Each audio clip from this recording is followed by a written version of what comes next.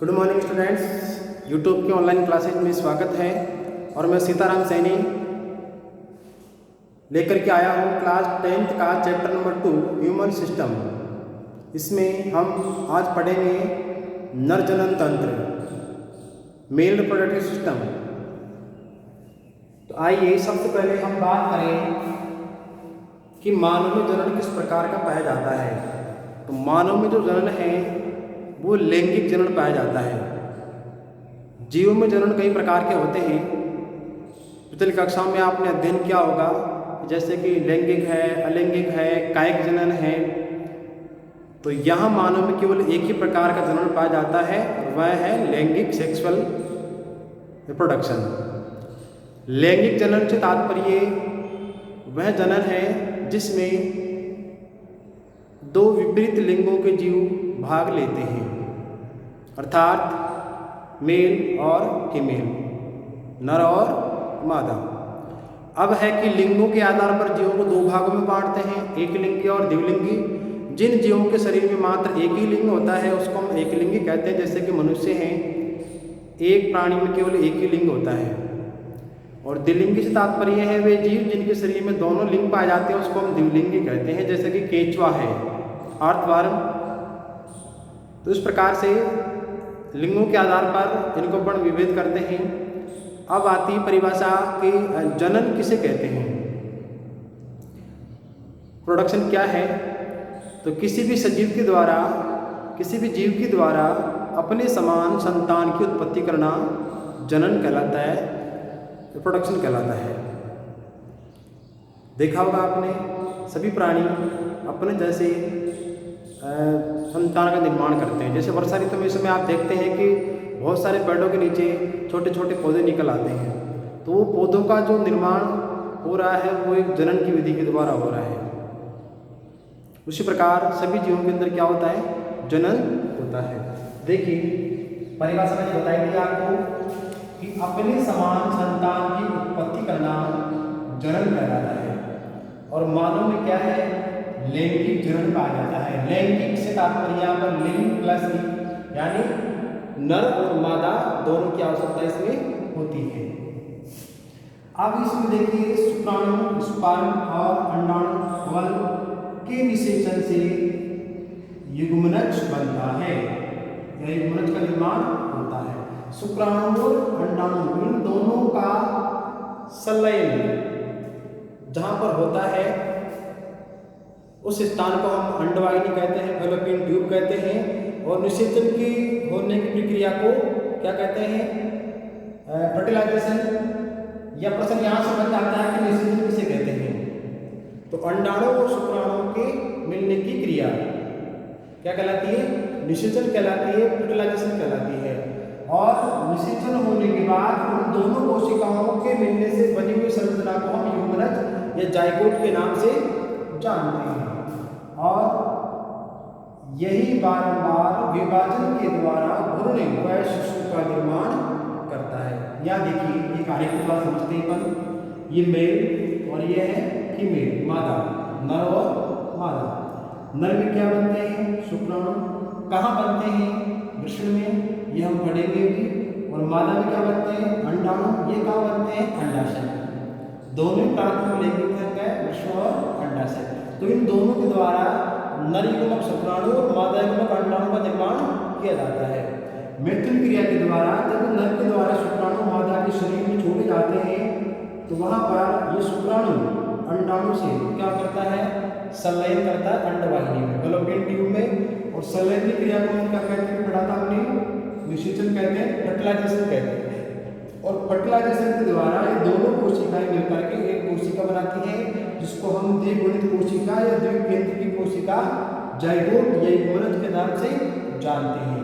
और यही युग्मनज बारंबार विभाजन करके भ्रूण का निर्माण करता है, एम्ब्रियो का निर्माण करता है। और उसके बाद फिर आगे चल करके उसी भ्रूण से एक शिशु का निर्माण होता है। तो ये तो एक प्रोसेस था जिसमें लैंगिक जनन किस प्रकार से संपन्न होता है। आज हम किसके बारे में पढ़ेंगे, नर जनन तंत्र। ये चित्र आपको दिखाई दे रहा है, ये नर जनन तंत्र का चित्र है, जिसमें सबसे पहले बात करें हम, ये मानव का शिश्न है स्पेनिस। स्पेनिस के अंदर ये बीच वाला जो मार्ग दिखाई दे रहा है आपको मूत्र मार्ग के नाम से जानते हैं, यूरेथ्रा जिसको कहते हैं। नीचे वाला जो भाग है शिश्न कहलाता है। और यहाँ पर देखिए ये वृषण है, टेस्टिज हैं, नीचे है वृषणकोश स्कॉट्रम, वृषण के ऊपर है अधिवृषण ग्रंथि एपिडाइमिस।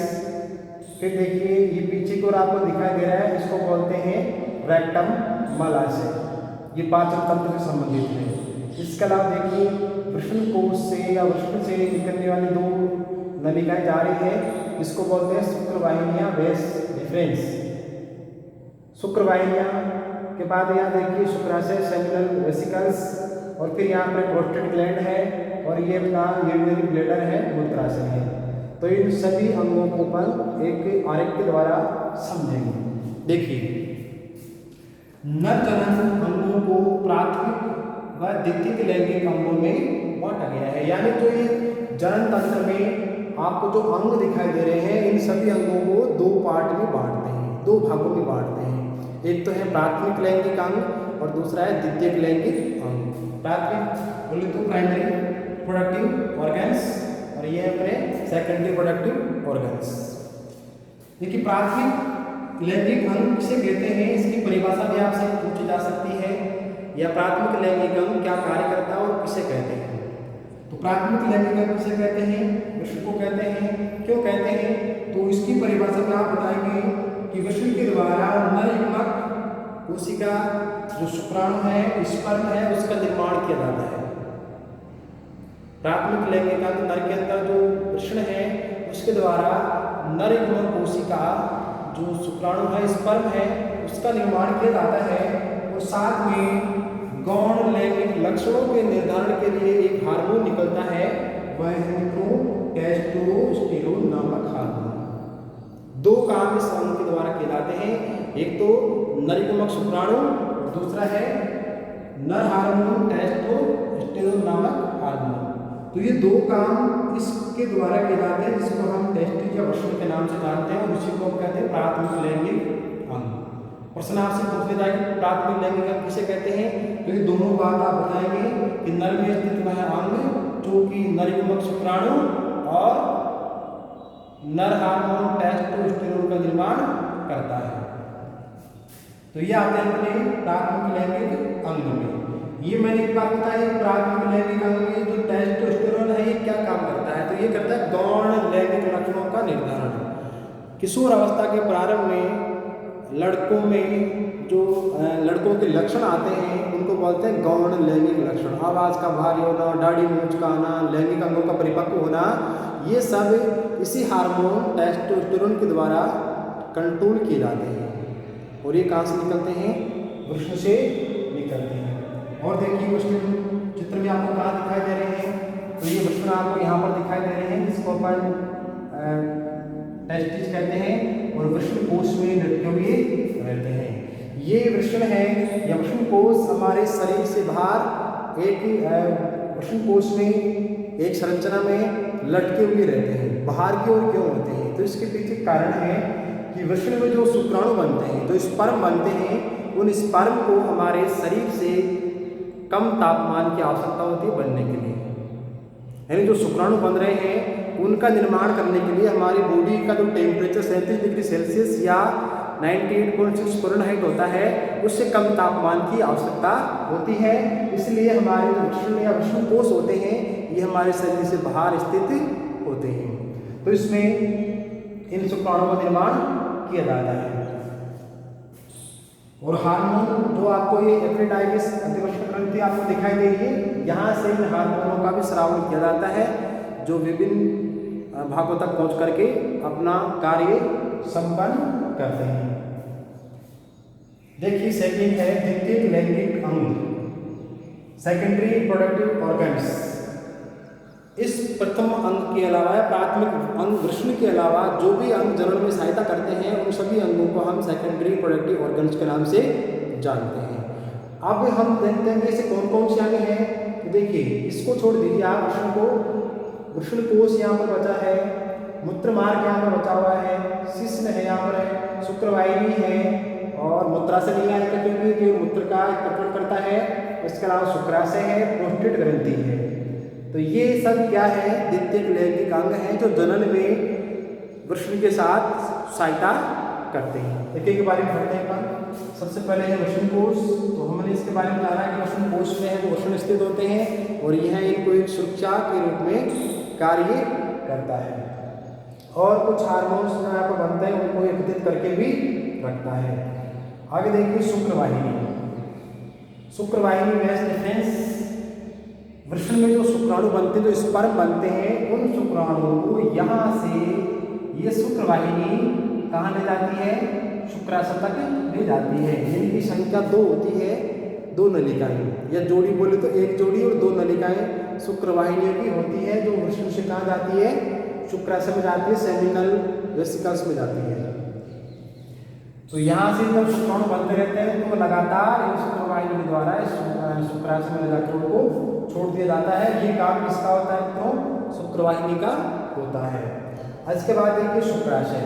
ये शुक्राशय, इसका नाम ही शुक्र प्लस आशय है, यानी वह स्थान जहाँ पर शुक्राणु जाकर के इकट्ठे हो जाते हैं उसको कहते हैं शुक्राशय। इस प्रकार से मलाशय है, पित्ताशय है, आमाशय है, ठीक है ऐसे। तो शुक्राशय में शुक्राणु जाकर के इकट्ठे होते रहते हैं। फिर इसके बाद ये शुक्राशय एक नलिका के द्वारा आगे जाकर जुड़ता है, यहाँ पर इसको हम प्रोस्टेट ग्रंथि के नाम से जानते हैं। यहाँ से जो शुक्राणु इकट्ठे रहते हैं, जब मैथुन क्रिया के द्वारा या संभोग क्रिया के द्वारा ये शुक्राणु जब यहाँ से छोड़े जाते हैं तो उस समय ये शुक्राशय इन शुक्राणुओं में क्या करता है, एक क्षारीय बेसिक प्रकृति का एक द्रव इसमें छोड़ता है। इसमें शुक्राणु के अंदर, यानी यहाँ जो शुक्राणु है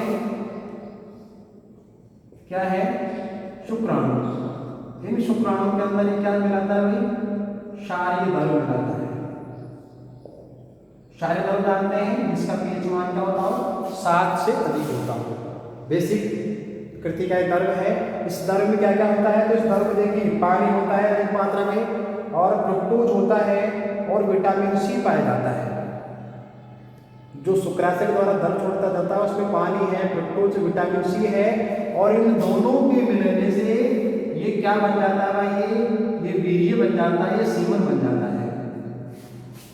इससे पहले हम केवल उसको शुक्राणु बोलेंगे, और इस सारे द्रव के मिलने के बाद हम इस पदार्थ को क्या बोलते हैं, वीर्य या सीमन के नाम से जानते हैं। और देखिए ये जो क्षारीय प्रकृति का जो पदार्थ है वो इसको कुछ गति कराने के लिए ऊर्जा भी प्रदान करता है। फिर यहाँ से देखिए ये प्रोस्टेट ग्रंथि के पास में जाता है, और प्रोस्टेट ग्रंथि और ये यहाँ पर ये जो मूत्रवाहिनी है या फिर जो मूत्र नलिका है, ये दोनों मिलकर के एक नलिका बनाती है। तो इसके नीचे ये प्रोस्टेट ग्रंथि है। प्रोस्टेट ग्रंथि भी जनन में सहायता करने वाले एक द्वितीयक अंग के रूप में कार्य करती है। ये प्रोस्टेट ग्रंथि भी एक सफेद रंग का स्राव छोड़ती है। क्या करती है, सफेद रंग का स्राव छोड़ती है। सफेद श्राव का ही श्रावण करती है। ये सफेद रंग का स्राव क्या करता है कि यहाँ से जो शुक्राणु इसमें प्रवेश करते हैं, उन शुक्राणु को जब ये शरीर से बाहर निकल करके जाएंगे, मादा के शरीर में जाएंगे, तो वहाँ तक उनको पहुँचने के लिए आवश्यक ऊर्जा या आवश्यक गति के लिए जो ऊर्जा आवश्यक होती है, वो ऊर्जा इस प्रोस्टेट ग्रंथि के द्वारा छोड़े गए स्राव के द्वारा उन शुक्राणुओं को दी जाती है। समझ में आ गया होगा। यानी जो शुक्राणु या जो वीर्य यहाँ से जाएंगे, उस वीर्य में जो शुक्राणु है, उन शुक्राणुओं को अंडाणु तक पहुँचने के लिए क्या चाहिए, ऊर्जा चाहिए। ऊर्जा की आवश्यकता होती है, और वह ऊर्जा उस प्रोस्टेट ग्रंथि के द्वारा छोड़े गए स्राव से उसको प्राप्त होती है। आगे देखिए स्खलन वाहिनी के द्वारा ये वीर्य या जो शुक्राणु जो साथ मिले हुए हैं वो इस मूत्र मार्ग के द्वारा शरीर से बहिक्षेपित कर दिया जाता है मादा के शरीर में, मिथुन क्रिया के द्वारा। और देखिए इसके अलावा और क्या काम होता है, स्खलन वाहिनी जब काम नहीं करती है उस समय ये जो नलिका है ये मूत्र के विसर्जन का काम करती है।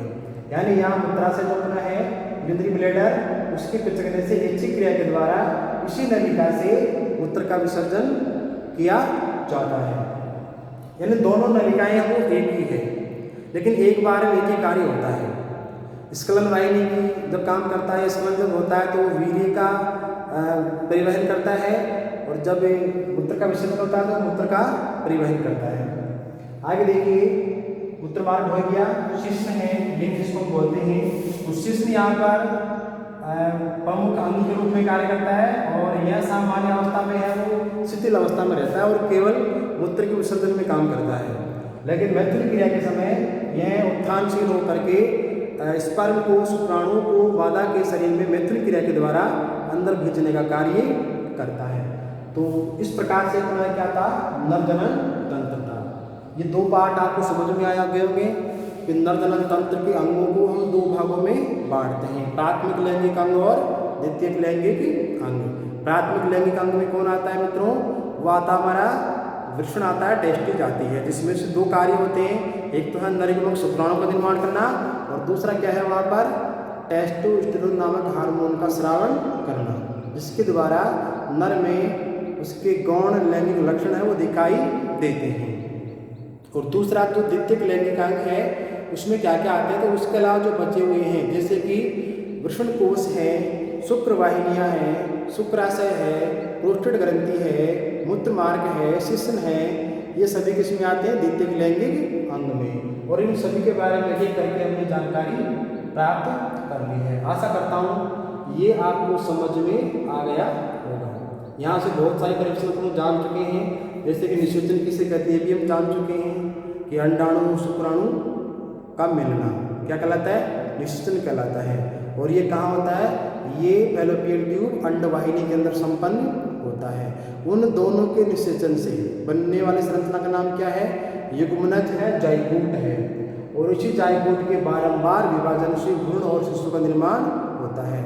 और मानव जनन कौन सा होता है, लैंगिक होता है। मानव कैसा होता है, एक लिंगी होता है।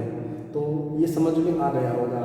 नेक्स्ट क्लास में हम जो फीमेल रिप्रोडक्टिव सिस्टम है, मादा जनन तंत्र, उसके बारे में अध्ययन करेंगे। इसमें किसी प्रकार की कोई शिकायत या कोई समस्या आपको हो तो उसके लिए आप कमेंट्स कर सकते हैं, मैं इसका आपको जवाब दूंगा।